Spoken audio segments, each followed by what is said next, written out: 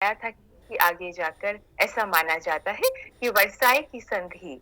कहीं न कहीं कारण रही द्वितीय विश्व युद्ध का भी और नाज़िज़्म, फ़ासिज़्म का भी। हम शुरुआत करते हैं बोल्शेविक रेवोल्यूशन से। हमेशा की तरह आपके अगर कुछ सवाल हैं, तो आप अंत में चैट बॉक्स में उसे लिख दीजिएगा। हम लोग शुरुआत करते हैं सिग्निफिकेंस ऑफ बोल्शेविक रेवोल्यूशन। 1917 का जो वर्ष रहा, वो बहुत महत्वपूर्ण वर्ष रहा क्योंकि वहाँ पर सोवियत संघ में 2 क्रांति हुई थी। एक फ़रवरी में जिसे हम वैश्विक रेवोल्यूशन या क्रांति के नाम से जानते हैं और एक अक्टूबर में जिसे हम बोल्शेविक क्रांति के नाम से जानते हैं। और इसके पश्चात वहाँ पर एक साम्यवादी सोशलिस्ट सिस्टम आप कह सकते हैं उसकी शुरुआत हुई जिसे हम यूएसएसआर यानी सोवियत संघ जिसका विघटन हुआ था शीत युद्ध की समाप्ति के साथ, उसका आरंभ हम मान सकते हैं 1917 में बोल्शेविक क्रांति से हुआ। बोल्शेविक क्रांति में स्टूडेंट्स रशियन रेवोल्यूशन जिसे हमने कहा 1917 में, ये एक प्रोलेटेरिएट सोशलिस्ट रेवोल्यूशन रहा। प्रोलेटेरिएट जिसे वर्कर्स, आपको याद होगा प्रथम जो हमारा यूनिट रहा उसमें हमने मार्क्सवादी सिद्धांत आपके साथ किया था, मार्क्सिस्ट अप्रोच किया था जिसमें Marxist approach to international relations, जिसमें हमने बेसिस आप रहे बाद में ग्रामशी इत्यादि उन्होंने भी इस श्रृंखला को आगे बढ़ाते हुए इसकी आलोचना की और अंतर्राष्ट्रीय क्षेत्र में जैसे मैनुअल वॉलस्टीन इत्यादि ने सेंटर पेरिफेरी इत्यादि की बात की। यानी प्रोलेटेरिएट यानी वर्कर्स का रेवोल्यूशन जो मार्क्स का कोर कंसेप्ट है जिसमें उन्होंने बात की है कि जब विश्व के वर्कर्स रियलाइज करेंगे कि उनका एक्सप्लॉयटेशन हो रहा है तो वो यूनाइट करेंगे और एक रेवोल्यूशन होगा, क्रांति होगी और उसके बाद डिक्टेटरशिप ऑफ प्रोलेटेरिएट यानी वर्कर्स का राज स्थापित होगा। तो आप ये मान सकते हैं कि ये जो रेवोल्यूशन हुआ था इन्हीं विचारों को इन विचारों से प्रेरित था और जो प्रोलेटेरिएट सोशलिस्ट रेवोल्यूशन इसे माना जा रहा है जिसमें वर्कर्स ने महत्वपूर्ण भूमिका निभाई थी और जो लीडरशिप दी इस पर्टिकुलर रेवोल्यूशन या क्रांति में वो Russian social democratic labour party जो रही उनका नेतृत्व रहा।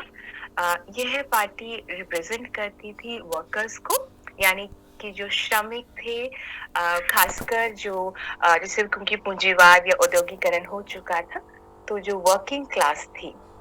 उसको रिप्रेजेंट करते थे। लेकिन अगर आप उस समय का रशिया देखें तो इस क्रांति के बहुत से कारण रहे और इस क्रांति के पीछे आर्थिक राजनीतिक कई कारण रहे और परिणाम रहे इसी प्रकार से। अगर हम बात करते हैं उस समय की तो उस समय रशिया एक बदलाव के दौर से गुजर रहा था जहां एक तरफ वहां पे एक ऑटोक्रेटिक गवर्नमेंट थी, आप कह सकते हैं तानाशाही प्रकार की सरकार थी वहां पर एक तरफ, वहीं पर दूसरी तरफ आप ये भी देख सकते हैं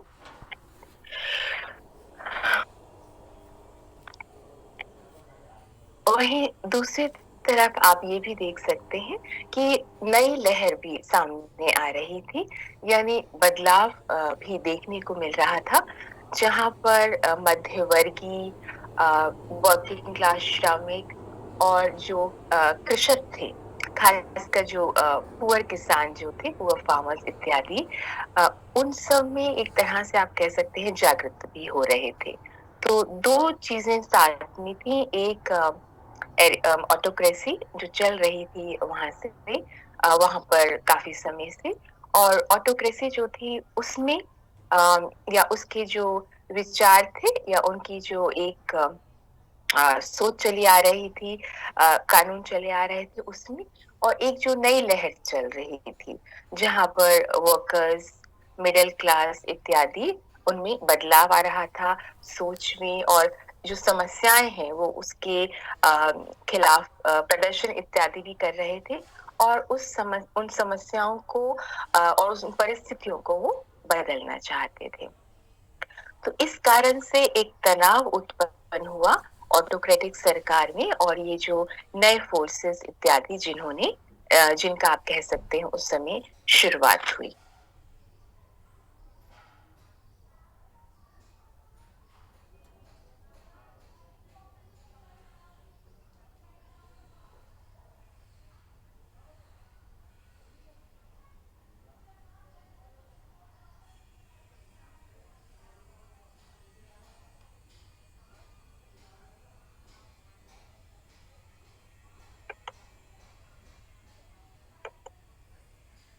जब हम बात करते हैं स्टूडेंट्स हाँ, हम नेक्स्ट स्लाइड भी दिखाते हैं आपको। जी। जब हम बात करते हैं स्टूडेंट्स किस तरह की उस समय परिस्थितियां थी, तो उन परिस्थितियों को हम इन क्षेत्रों में या इस तरह से देख सकते हैं या डिवाइड कर सकते हैं। डोमिनेंस रही लैंडेड एरिस्टोक्रेसी, अर्थात वो वर्ग जिनके पास भूमि का अधिग्रहण था या जिनके पास बहुत भूमि थी, उन लोगों का उस समय वर्चस्व था। अर्थात भूमिहीन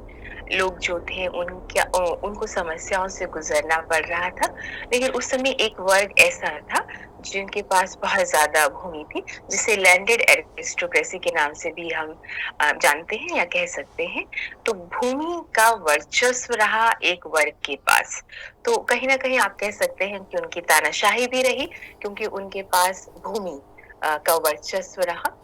दूसरी तरफ इस कारण तो शोषण हो ही रहा था, या जो गरीब किसान था उनको समस्याओं का सामना करना पड़ रहा था। लेकिन साथ ही साथ जो राज्य था उनका एक अलग टैक्स भी वो लगा रहे थे, और जो टैक्स है वो गरीबों पर लग रहा था, या जो कृषक वर्ग है इत्यादि, उनको भारी टैक्स का सामना करना पड़ रहा था। तो आप कह सकते हैं एक तरह से दोहरी समस्या थी। एक तरफ वर्चस्व था या शोषण था, और दूसरी तरफ जो टैक्सेस इत्यादि हैं उनको भी बहुत ज्यादा उन टैक्सेस को देना भी पड़ रहा था जो स्टेट द्वारा लगाए जा रहे थे। तो इस कारण से जो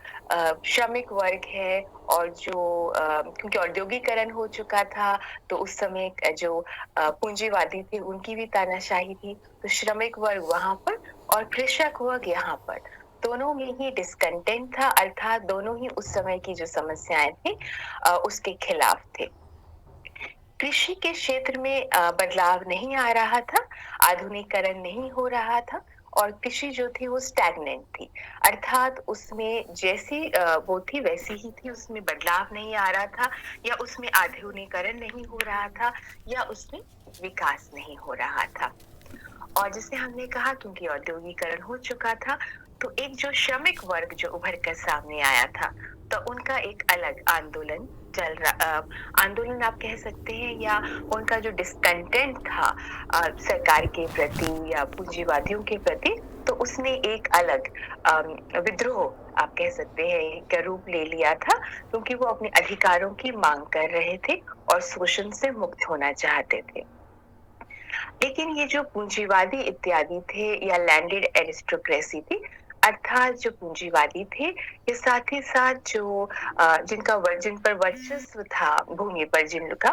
तो यानी कि जिनके पास इकोनॉमिक पावर थी, आर्थिक शक्ति थी, उन्हें सरकार का भी समर्थन प्राप्त था, या उन्हें पॉलिटिकल सपोर्ट भी प्राप्त थी, या उस समय की जो सरकार थी उसका समर्थन प्राप्त था। तो एक तरफ तो आर्थिक शक्ति इनके हाथ में रही, दूसरा इन्हें राजनीतिक समर्थन भी प्राप्त है।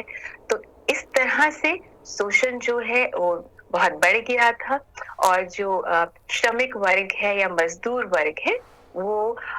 इन कारणों से बहुत परेशान भी था, डिस्कंटेंट भी था, और उससे बहुत समस्याओं का सामना करना पड़ रहा था।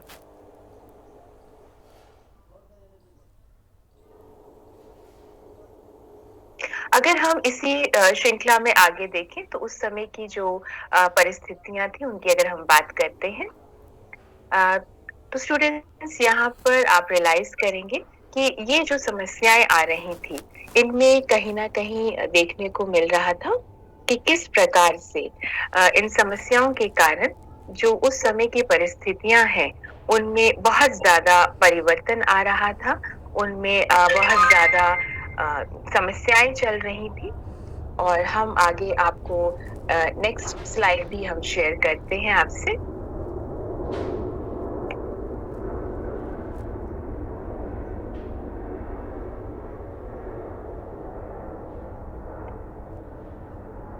जब हम बात करते हैं स्टूडेंट्स उस समय की परिस्थितियों की, तो एक तरफ तो डिस्कंटेंट है, बहुत ज़्यादा समस्या जैसे हमने बोला, लेकिन आप साथ ही साथ ये भी देखेंगे कि 1905 में, जो मैम अभी नेक्स्ट स्लाइड में आपको दिखाएँगी अभी, 1905 में ऑलरेडी वहाँ पर एक क्रांति या एक बदलाव की लहर चल चुकी थी। उस समय की ऑटोक्रेसी या उस समय की तानाशाही या उस समय की परिस्थितियों में बदलाव के लिए। लेकिन 1905 का जो ये रेवोल्यूशन था, ये बहुत ज़्यादा सफल नहीं हुआ था, और क्योंकि ये बहुत ज़्यादा सफल नहीं हुआ था, तो इसके बाद सरकार द्वारा जो रिप्रेशन था, अर्थात सरकार द्वारा जो दबाया गया उस रेवोल्यूशन को, वो और ज़्यादा बढ़ गया था। और इस कारण से अगर आप देखते हैं स्टूडेंट्स, सो इस रिप्रेशन के बाद और ज़्यादा जो समस्याएँ हैं वो आई, क्योंकि जनता में पहले ही रोष था, लेकिन समस्याएँ भी बढ़ रही थी। लेकिन 1905 के बदलाव के बाद वहाँ पर रेवोल्यूशन और ज़्यादा बढ़ गया था।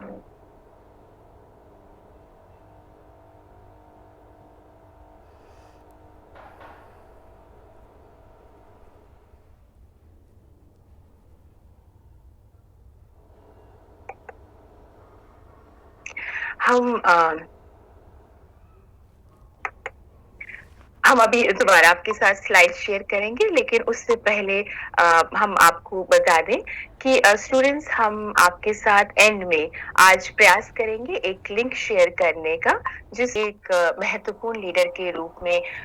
उभरे, लगभग जो 1910 के आसपास का जो दशक रहा, और साथ ही साथ जो क्रांति की बात हमने की, ये अलग-अलग फेजेस से गुजरा, यानी अलग-अलग इसके समय रहा, जिस समय अलग-अलग लोगों ने महत्वपूर्ण इसमें भूमिका निभाई, या इस क्रांति में या थोड़ा-सा बदलाव भी आया। आरंभ में केवल जो मिडिल क्लास का इंटेलिजेंशिया था, यानी मध्य वर्ग के जो इंटेलिजेंशिया लोग थे, केवल वो इसमें, जो जागरूक लोग थे, वो इसमें शामिल हुए, या उन्होंने जो उस समय की ऑटोक्रेसी थी उसके खिलाफ उन्होंने आवाज उठाई या डिस्कंटेंट दिखाया। धीरे-धीरे बदलाव आया, दूसरे चरण में कह सकते हैं आप, ये आंदोलन आया, और वर्कर्स और पेजेंट्स, यानी श्रमिक वर्ग इत्यादि ने भी इसमें भाग लेना शामिल हुए, वो भी कृषक वर्ग। तो इस तरह से ये व्यापक हो गया, मास बेस्ड हो गया, यानी जब सभी जनता इस कहीं ना कहीं इस विद्रोह या इस विरोध में शामिल हो गई, क्योंकि आर्थिक संकट था, राजनीतिक परिस्थितियां उनके अनुकूल नहीं थी, तो ये एक मास बेस्ड जनता का आंदोलन बन गया।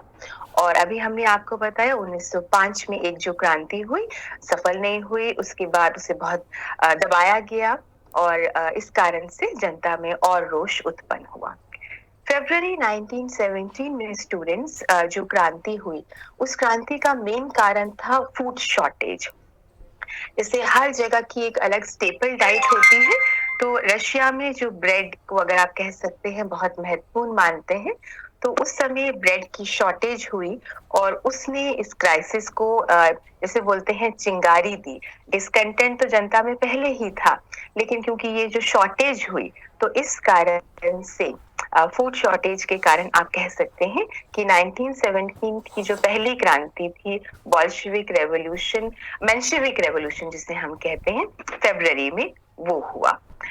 इसमें जो ऑटोक्रेसी थी उसको हटा दिया गया, और एक प्रोविंशियल गवर्नमेंट जो थी वहां पर स्थापित की गई। लेकिन प्रोविंशियल गवर्नमेंट जो थी, वो उसमें वर्चस्व था जो लैंडेड ऑटोक्रेसी थी, और बूर्जुआजी, यानी जो कैपिटलिस्ट थे, पूंजीवादी थे, और साथ ही साथ जिनके पास भूमि थी,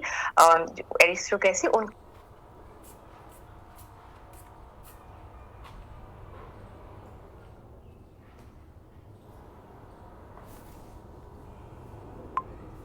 उन्होंने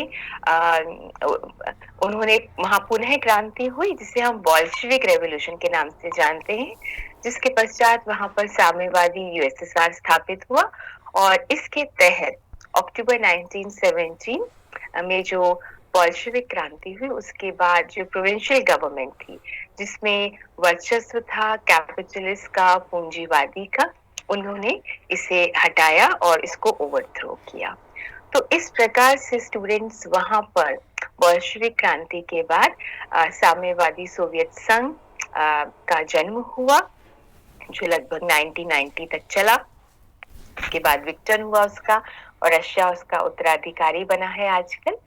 और जब ये क्रांति हुई अक्टूबर में, बोल्शेविक क्रांति, तो इससे जो बदलाव आए, एक तो एंड ऑफ प्राइवेट प्रॉपर्टी, यानी निजी संपत्ति को समाप्त किया गया। लेकिन निजी संपत्ति का अर्थ ये नहीं है कि किसी के पास भी बिल्कुल प्राइवेट प्रॉपर्टी नहीं होगी। निजी संपत्ति का जो मेन अर्थ है, जो यानी कि जो ब्रॉडली आप उसको डिफाइन कर सकते हैं, उसका अर्थ है कि जो मीन्स ऑफ प्रोडक्शन है वो स्टेट के पास होंगे, अर्थात उत्पादन के जो साधन है उन पर राज्य का वर्चस्व रहेगा, वो निजी हाथों में नहीं होंगे, ताकि शोषण ना हो, किसी निजी व्यक्ति, कंपनी इत्यादि की मोनोपोली उस पर ना हो, वर्चस्व ना हो। सो इस प्रकार से एक केंद्रित अर्थव्यवस्था, यानी एक सेंट्रलाइज्ड इकोनॉमी वहां पर स्थापित की गई। लेकिन इसके साथ साथ सामाजिक सुरक्षा के क्षेत्र में सोवियत संघ ने बहुत बेहतर कार्य किया है, और ये माना जाता है कि सोवियत संघ में सामाजिक सुरक्षा, सामाजिक अधिकार और सामाजिक आप कह सकते हैं उत्थान के लिए बहुत कार्य हुआ है, और बहुत बेहतर कार्य हुआ है। जैसे वहां पर मुफ्त स्वास्थ्य की सुविधाएं, शिक्षा के क्षेत्र में सुविधाएं, मुफ्त सुविधाएं, बेरोजगारी भत्ता यानी free medical care, education, free and compulsory education, साथ ही साथ रोजगार के अवसर, लेकिन अगर बेरोजगार हैं तो उस स्थिति में अलाउंस, बेरोजगारी भत्ता भी वहां पर दिया जाता रहा। तो ये एक प्रजातांत्रिक मतलब प्रणाली रही सोवियत संघ के अनुसार, और इसको उन्होंने एक समाजवादी प्रजातंत्र का नाम दिया, यानी कि एक सोशलिस्ट डेमोक्रेसी वहां पर स्थापित हुई। आपके कोई सवाल है स्टूडेंट्स, आप लोग चैट बॉक्स में लिख सकते हैं। फासिज्म आपको याद ही है, मुसोलिनी इटली की बात करते हैं, और नाजिज्म को हम जर्मनी में हिटलर से जोड़ते हैं। हम आज नाजिज्म करेंगे। जब हम बात करते हैं स्टूडेंट्स नाजिज्म, तो टेंडेंसी ये फासिस्ट ही कहलाती है, यानी एक उग्रवादी टेंडेंसी आप कह सकते हैं, या उग्रवादी राष्ट्रवादी विचारधारा आप कह सकते हैं, जहां जो मेन आइडिया है वो ये है कि अपने उग्रवादी राष्ट्रवाद के तहत अन्य राज्यों पर कब्जा करना, या अन्य राज्यों की भूमि को अधिग्रहित करना, या ग्रेटर जर्मनी या एक ग्रेटर राज्य की स्थापना करना। तो इसकी जो रूट्स रही स्टूडेंट्स नाजिज्म की, तो वहां पर काफी लंबी समय से केवल जब नाजिज्म आया या जब हिटलर ने वहां के चांसलर बने, केवल उसी समय की हम बात नहीं करते, उससे पूर्व भी अगर आप देखें तो इस ईरा में आर्थिक विकास जो है वो जरूर हो रहा था, लेकिन संवैधानिक सुधार नहीं थे, मिलिटरिस्टिक टेंडेंसीज थी, यानी कि जो सैन्य जो गतिविधियां हैं, या जो एक आप कह सकते हैं सैन्य शक्ति को प्राथमिकता देना इत्यादि, जो है कहीं ना कहीं इसका जो वर्चस्व रहा। और साथ ही साथ जो ये इंटरनल समस्याएं थी, या जो आर्थिक समस्याएं थी, कहीं ना कहीं जो प्रथम विश्व युद्ध हुआ तो उससे ये और ज्यादा बढ़ गई। जैसे हमने आपको बताया, प्रथम विश्व युद्ध, खासकर जो वर्साई की संधि है, उसको कारण माना जाता है नाजिज्म या हिटलर इत्यादि, जब वहां पर उन्होंने अपना स्थापित किया वर्चस्व। लेकिन कहीं ना कहीं जो जर्मनी की आंतरिक समस्याएं थी, और जो काफी लंबे समय से चली आ रही थी, वो भी मेन कारण बनी थी हिटलर के वहां पर राइज करने के लिए, या नाजिज्म इत्यादि वहां पर स्थापित करने में। वेमर रिपब्लिक था उस समय, और 1919 में जैसे सोवियत संघ में हमने अभी बोल्शेविक क्रांति की बात की, तो उसी प्रकार जो एक रेवोल्यूशनरी या आप कह सकते हैं क्रांतिकारी सिचुएशन वहां पर उत्पन्न हुई, जिसमें पुनः जो वर्कर्स हैं कहीं ना कहीं उनकी मेन भूमिका रही। इसके साथ ही साथ स्टूडेंट्स आंतरिक समस्याएं तो थी ही, लेकिन जब पेरिस जो पीस ट्रीटी जो है, जब पेरिस पीस ट्रीटी या वर्साई की संधि पर हस्ताक्षर हुए, तो कहीं ना कहीं जो आर्म फोर्सेस हैं उनको कम कर दिया गया था। जर्मनी की कहा गया था कि एयरफोर्स तो बिल्कुल नहीं रखेंगे, जो नेवल फोर्सेस है यानी कि जल और जो थल सेना है उनको भी बहुत कम कर दिया गया था, वायुसेना बिल्कुल नहीं रख सकते हैं। और बहुत ज्यादा रेप्रेशन यानी कि माना गया कि जो प्रथम विश्व युद्ध में जो नुकसान हुआ है उसके लिए जर्मनी जिम्मेदार है। तो इसलिए जर्मनी से ये कहा गया कि जो यूरोप में नुकसान हुआ है उसके लिए भारी हर्जाना जर्मनी को देना पड़ेगा। और जो राइन की जो जगह है तो वहां पर टेम्पररी ऑक्यूपेशन भी किया गया था। वहां पर जर्मनी की जो राइन की जगह है वहां पर, क्योंकि बहुत ही रिसोर्स रिच जो है वो जगह थी, लेकिन कुछ समय का टेम्पररी ऑक्यूपेशन वहां पर जो पाश्चात्य शक्तियां हैं उनका रहा, जिससे जर्मनी को बहुत नुकसान भी हुआ आर्थिक क्षेत्र में, बट एक आहत हुआ कि भाई उन पर किसी और का वर्चस्व है। और इसी तरह जैसे हमने कहा कि ये एक मिश्रण रहा, it was a mixed reaction to international and domestic relations या डोमेस्टिक कंडीशंस, यानी अंतर्राष्ट्रीय जो परिस्थितियां हैं और जो आंतरिक परिस्थितियां हैं, उन दोनों का समीकरण या उन दोनों ने मिलाकर वो कारण बने जर्मनी में जो ये एक उग्रवादी या राष्ट्रवादी, जो उग्रवाद राष्ट्रवादी कह सकते हैं आप, रेडिकल नेशनलिज्म जो वहां पर राइज हुआ। 1923 में इन्फ्लेशन की समस्या यानी आर्थिक संकट वहां के लोगों को देखना पड़ा। और उस समय जैसे हमने कहा फ्रांस और बेल्जियम ने भी कब्जा किया वहां पर, क्योंकि जर्मनी ने जो उनको मॉनेटरी पेमेंट्स देनी थी इत्यादि, वो जर्मनी कोल इत्यादि सप्लाई करना था ट्रीटी ऑफ वर्साई के तहत यूरोपीय राज्यों को, वो जर्मनी कुछ समय नहीं कर पा रहा था। और तो यहाँ पर प्रयास भी हुए, क्योंकि जो साम्यवादी क्रांति है उसके भी प्रयास हुए वहां पर। और फाइनली जैसे यहाँ पर म्यूनिक में जर्मन वर्कर्स पार्टी बनी, और ये हिटलर जो है 1920-21 में इस जर्मन वर्कर्स पार्टी के एक महत्वपूर्ण लीडर के रूप में आप देख सकते हैं, Hitler he came to the forefront. और उसके बाद इसको बदलकर German National Socialist Workers Party का नाम भी दिया गया। इनका बहुत ही उग्रवादी रेडिकल प्रोग्राम रहा, जहां पर ये ग्रेटर जर्मनी स्थापित करना चाहते थे, यानी कि जो अन्य राज्य हैं उनको और जो वहां पर कॉलोनीज हैं उनको ये कॉलोनीज बनाना चाहते थे, अन्य राज्यों पर ये कब्जा करना चाहते थे, यानी कि अपनी जो इनकी टेरिटरी है, भूमि है, उसमें विकास करना चाहते थे। यानी केवल अपने राज्य का विकास नहीं, ये और राज्यों पर अपना वर्चस्व स्थापित करना चाहते थे। और जो वर्साई की संधि है उसे भेदभावपूर्ण मानते थे और उसका एनलमेंट चाहते थे, यानी कि वो जो है वो समाप्त हो और जर्मनी बाध्य ना हो उस संधि का पालन करने के लिए। बदलाव लाए, नेशनलाइजेशन ऑफ बिजनेस, राष्ट्रीयकरण किया गया जो बिजनेस थे उनका। और फाइनली जैसे हमने बताया कि बहुत सारी समस्याएं थी, तो जो वीमर रिपब्लिक था वो हाइपर इन्फ्लेशन की जो बहुत समस्या वहां पर आई, यानी जब कीमतों के जो दाम इत्यादि बहुत बढ़ जाते हैं, आर्थिक संकट आ जाता है, करेंसी जो मुद्रा है उस पर बहुत नकारात्मक प्रभाव पड़ता है, वो एकदम गिर जाती है। तो इस प्रकार का जब आर्थिक संकट वहां पर आया तो उसके तहत इस रिपब्लिक का कोलैप्स हो गया, या आप कह सकते हैं अंत हो गया। और जो समय की लहर चली, क्रांति चली, तो उसके तहत जो नाजी पार्टी है उसको बैन किया गया, लेकिन 1924 में, लेकिन 1925 में और हिटलर को भी मना किया गया, बैन किया गया, और फाइनली 1925 में इसको रीऑर्गेनाइज किया गया, मतलब इस नाजी पार्टी का बैन हटाया गया और इन्होंने पुनः अपने आप को पुनर्गठन किया अपनी पार्टी का। और लेकिन जैसे हमने बोला जो रिपब्लिक था उस समय का, उसको भी जो नया रिपब्लिक से स्थापित हुआ उसको भी समस्याएं आई, जैसे बेरोजगारी की समस्या,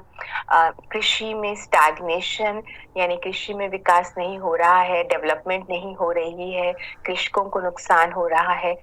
और बहुत ज़्यादा फॉरेन डिपेंडेंस जर्मनी का बढ़ गया, क्योंकि एक तो वैसे ही बहुत नुकसान हुआ था प्रथम विश्व युद्ध में, दूसरा उनको भारी मात्रा में रेपरेशन या भारी मात्रा में उनको जो नुकसान हुआ था उसकी भरपाई करनी पड़ रही थी, विकास नहीं हो रहा था, अर्थव्यवस्था बहुत ही प्रतिकूल थी और साथ ही साथ बेरोजगारी, कृषि में सुधार नहीं और जो फॉरेन कंट्रीज हैं उन पर बहुत ज़्यादा जो डोमिनेंस यानी कि उन पर बहुत निर्भरता बढ़ गई थी। सो ये जो समस्या थी आर्थिक और राजनीतिक दोनों ही समस्याएं सामने आई जर्मनी में, यानी आर्थिक अस्थिरता भी और राजनीतिक अस्थिरता भी। तो ये भी कारण बनी जर्मनी में रेडिकलिज्म या उग्रवाद को बढ़ावा देने में या जनता को आकर्षित करने में उग्रवाद के प्रति। और फाइनली जैसे वहां का जैसे हर जगह जैसे संसद होता है, पार्लियामेंट होता है इत्यादि, सो वहां पर भी फाइनली उसको डिसॉल्व किया गया। इमरजेंसी आई, वहां पर आपातकालीन स्थिति उत्पन्न हुई और इसके इन सब परिस्थितियों का आप कह सकते हैं फायदा उठाते हुए इन सब परिस्थितियों के तहत हिटलर वहां के ही बिकेम द चांसलर और जितना भी ऑपोजिशन था उस समय का, जितने भी लोग राजनीतिक रूप से जो ऑपोजिशन था खासकर उन सबको दबाया गया और फाइनली हिटलर जो है वो नाजिज्म के तहत यानी कि एक उग्रवादी विचारधारा के तहत वहां पर उनका वर्चस्व स्थापित हुआ। साथ ही साथ केवल ये नहीं कि राजनीति में ही ऑपोजिशन को दबाया गया, बल्कि जुडिशरी यानी कि जो न्याय की जो वहां पर प्रक्रिया थी इत्यादि उनको भी सबऑर्डिनेट किया गया, यानी कि उन पर भी वर्चस्व स्थापित किया गया। और पूर्ण रूप से मिलिटराइजेशन आप कह सकते हैं वहां पर हुआ नाजिज्म के तहत या इस विचारधारा के तहत या हिटलर के राज के तहत। जनता के पास कोई फ्रीडम ऑफ एक्सप्रेशन नहीं था, आर्ट एंड कल्चर इत्यादि में कोई फ्रीडम ऑफ एक्सप्रेशन यानी अभिव्यक्ति की कोई स्वतंत्रता नहीं थी, आर्थिक रूप से पूर्ण वर्चस्व था, ऑपोजिशन नहीं थी, बहुत ज्यादा आप कह सकते हैं शोषण इत्यादि था, ज्यूज का जो है जेनोसाइड आपको पता ही होगा वो भी रहा और साथ ही साथ अंतर्राष्ट्रीय क्षेत्र में क्योंकि एक उग्रवादी विचारधारा थी कि अन्य राज्यों पर कब्जा करना है, तो और इसका फायदा उठाकर जो और राज्य हैं उन पर कब्जा किया गया, उन पर आक्रमण किया गया और क्योंकि कुछ जो जर्मन्स हैं वो रह गए थे और राज्यों में जैसे चेकोस्लोवाकिया, पोलैंड इत्यादि में, तो ये बहाना बनाकर कि उन जर्मन्स को हमने मिलाना है अपने में, तो पोलैंड, चेकोस्लोवाकिया इन राज्यों पर हमला किया गया और फाइनली जो द्वितीय विश्व युद्ध हुआ तो उसमें भी जर्मन जो था, ये नाजी जर्मन आप कह सकते हैं, उन्होंने अपनी रेडिकल उग्रवादी विचारधारा के तहत रही और फाइनली अंत में पतन हुआ, जो एक नाजी जर्मनी था या हिटलर पतन हुआ। सो इस तरह से स्टूडेंट्स हम यहाँ पर आज रोकते हैं और